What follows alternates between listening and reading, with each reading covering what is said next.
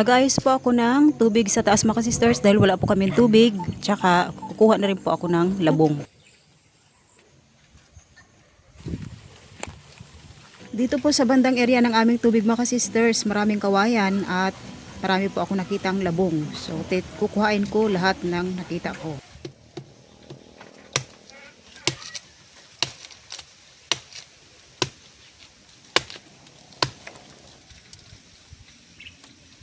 Marami din po dito mga sisters, mga yung karot or lami.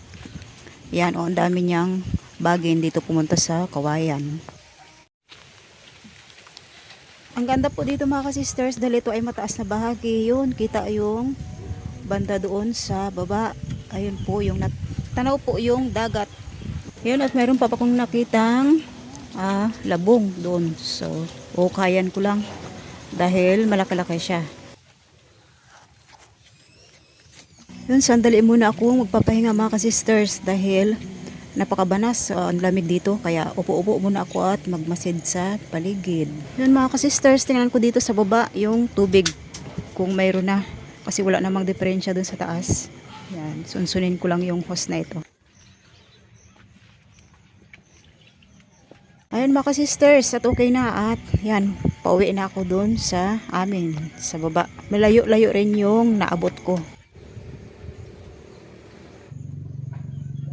Mga sisters, ito po ay ang karne ng baka. Ang lalaking, ano nga tawag nito? Buto. Yan, ito po ay sabawan ko. Ito po ay kaparte ni Mr. dun sa pagtulong niya sa pagkatay. Magaling si Mr. magdilihin siya ng mga ganito. Yan, marami yung biligay sa kanya. Gayatin ko lang yung mga laman para mas mabilis siyang maluto. Yung laman lang po yun, tatanggalin ko dito. At yung itong ganito ay lalagain ko ng buo.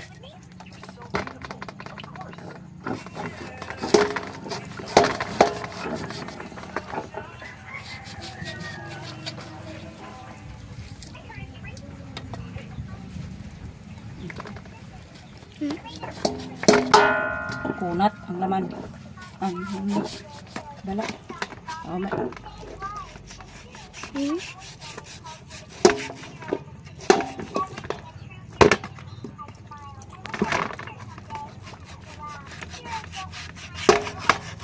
So ito mga sisters, yan, tinanggal ko yung laman dito.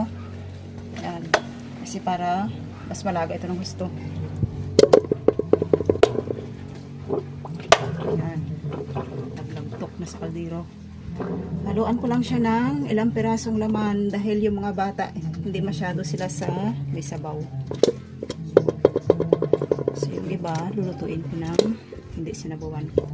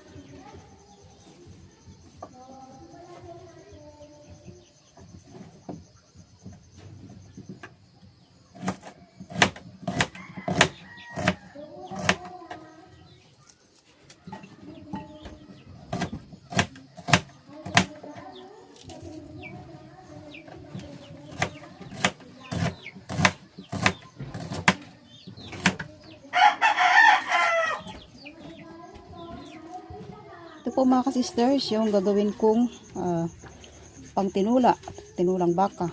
Yan, yung may kasamang buto. Ito po pala ay parang binanlian ko. Nilaga ko muna at tinanggal yung unang sabaw. Kasi hindi maganda masyadong sangsang yung amoy. Kaya yun po yung ginawa ko. Saka ko siya panibagong laga ulit. May kasamang tubig na. Parami at tubig para palambutin.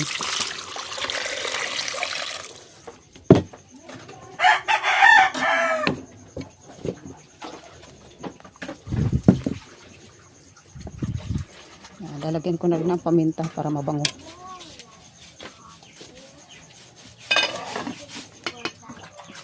Yung mga sisters, dahil po matagal magpalambot ng baka. Ay, karning baka pala. Karning baka. So, gagawa muna ako ng aming dessert. Asos, dessert eh. Do, pang mayaman lang ako. Social eh. Panghimagas. Panghimagas ka ba yung tawag sa ito? Basta ito, labong. Yan. Gagawin ko siyang panghimagas.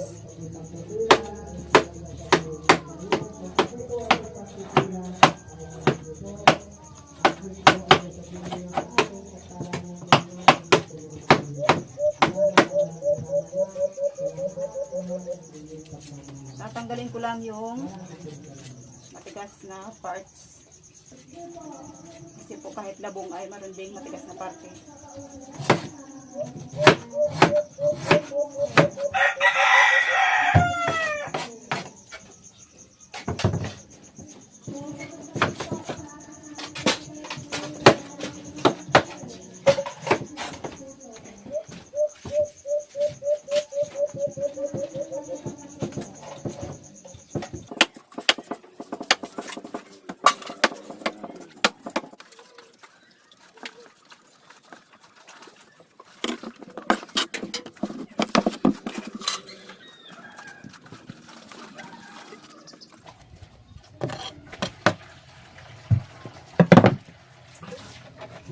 Yan, para madami-dami mga sisters, nagdagdag pa ulit ako.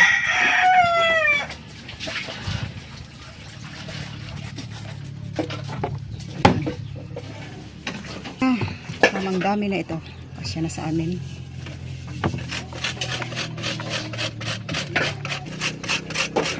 Yan, dahil mayroon akong yadyadan. Yan, naisipan ko pong gumawa nito. Thanks, Sis April, sa pinadala mo mga gamit sa akin. So, ito, nagagamit ko na.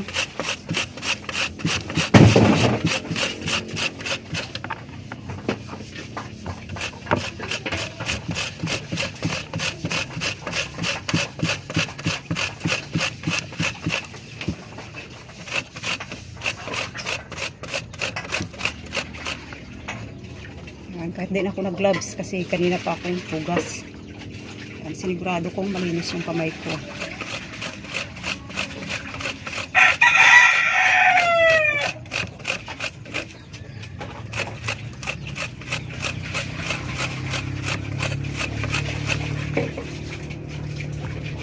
Yan, gantong lalaki lang siya. Tamang laki.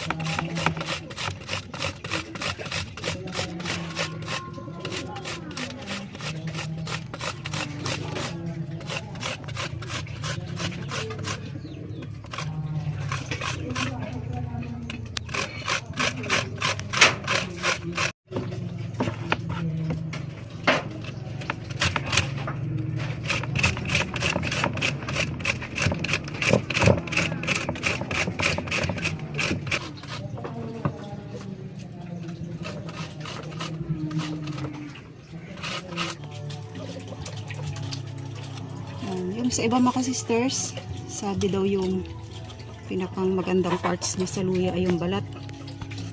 So pag kinain naman parang hindi basta madurog, kaya tatanggalin ko.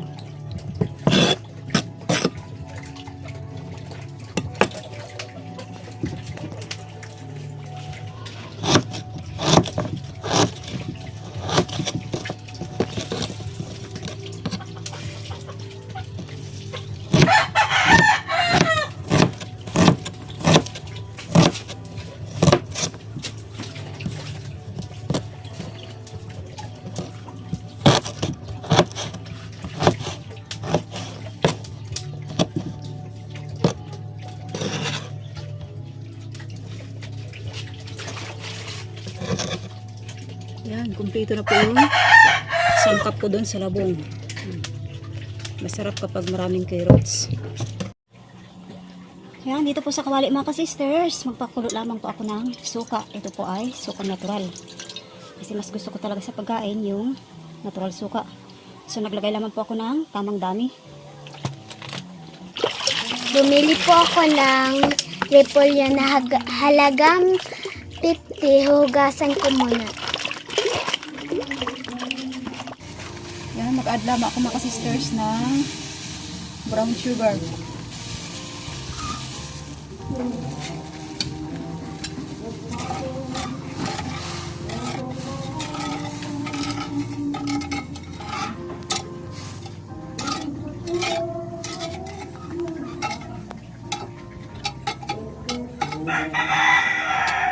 Yan, at tunaw na yung sugar. Sisters, ilalagay ko na po yung pinatigis kong binanli ang labong.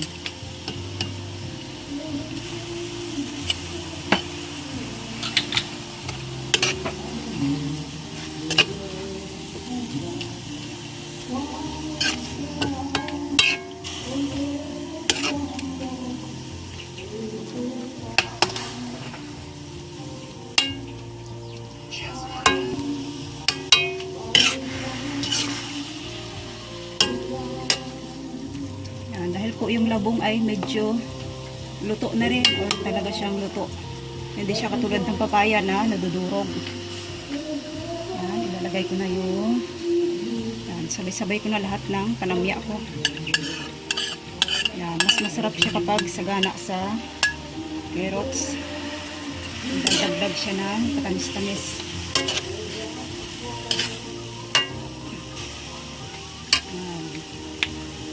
Siyempre, ating paminta.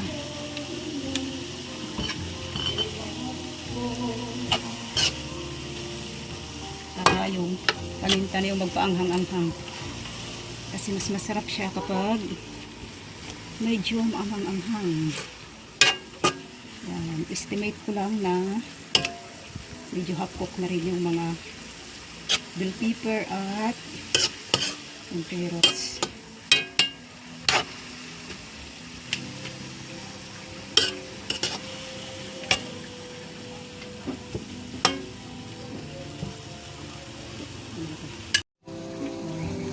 Mga sisters, i-mix ko lang na maayos para pumantay yung lasa, tsaka pumantay din yung pagkakahalo ng carrots, bell pepper at bamboo shoots, labong.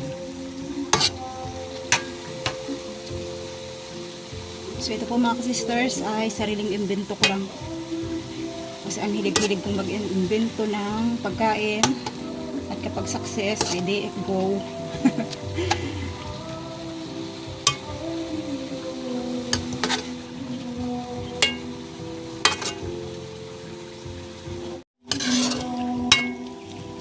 Ayan mga sisters.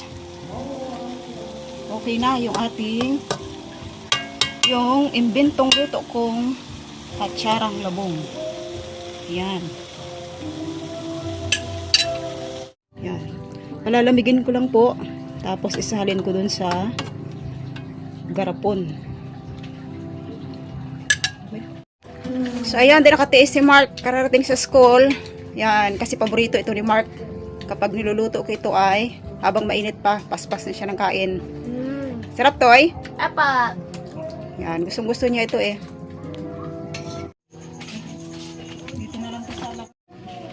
Dahil malamig na mga sisters, yan yung imbento ko, ililipat na natin dito. Bahol ang kutsara. Bahol ang kutsara. Kasyahon ko naman natin.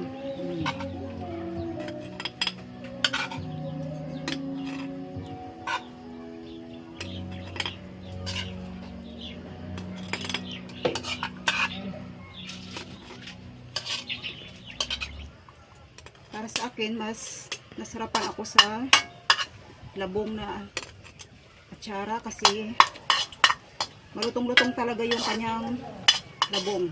Okay din ang papaya, ngunit mas nagustuhan ko ito. So, depende lang din po sa inyo. Siyempre, baka tinry nyo at hindi pala siya good.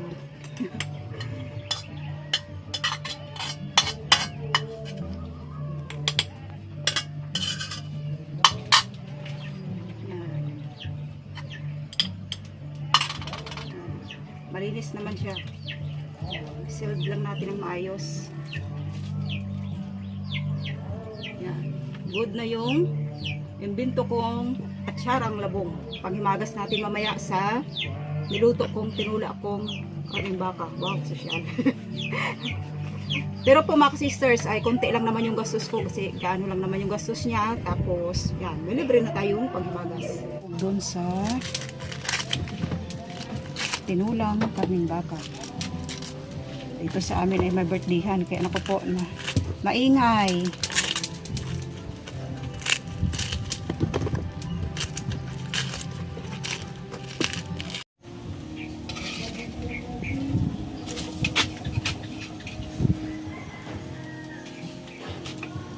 Ayan mga sisters, oh, naghiwalay na yung utak ng baka sa buto.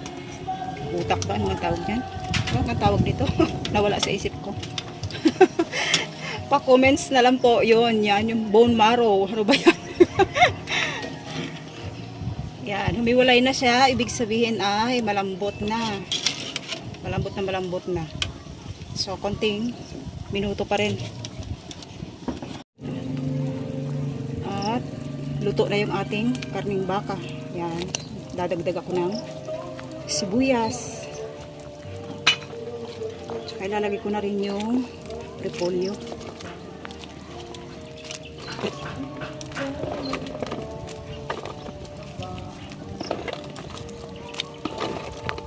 Yan, dinami ko na yung sabaw kasi mas gusto lang na mga bata yung sabaw.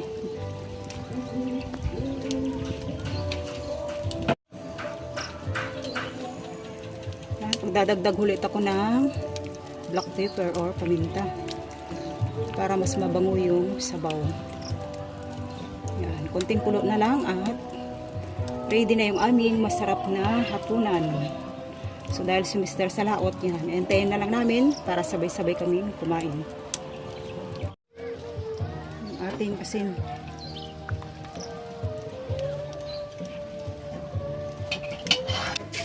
Good noon mga ka-sisters at mga ka-brothers. Yan. May isang mamsa sa awa ng Diyos. Nag-iisa lang pang ulam. Wow, ang laki niyan. Sayang ko yung ulam. Ibibenta natin.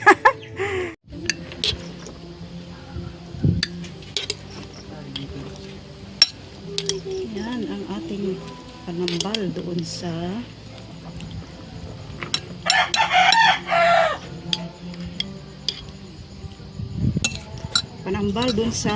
ito. Yan. Tinulang karning baka. Mga ka-sisters, hapunan po tayo. Salamat po Diyos sa pagkain sa aming harapan. Salamat po God sa mga biyaya, sa patuloy pag-ingat. In Jesus' name, amen.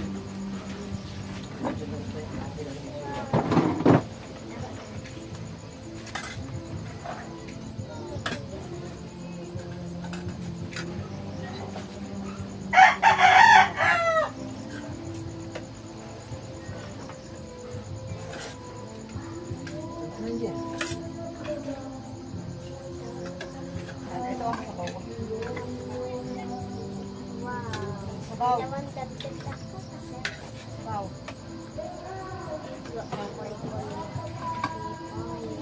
Ito, repolyo. Ito, maraming repolyo.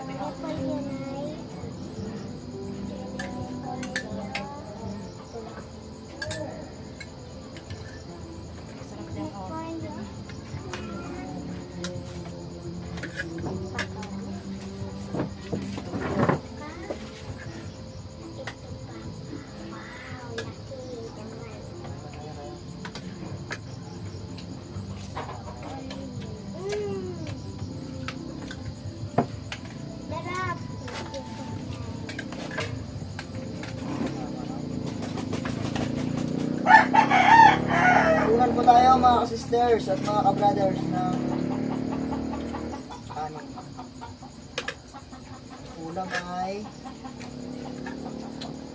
inasimang karning baka. Sarap to, Del? Panambal sa umay ng video umay sa karne.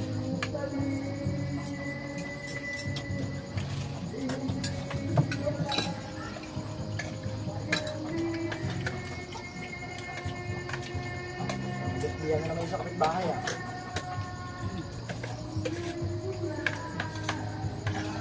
Parang nakaka-copyright ng video.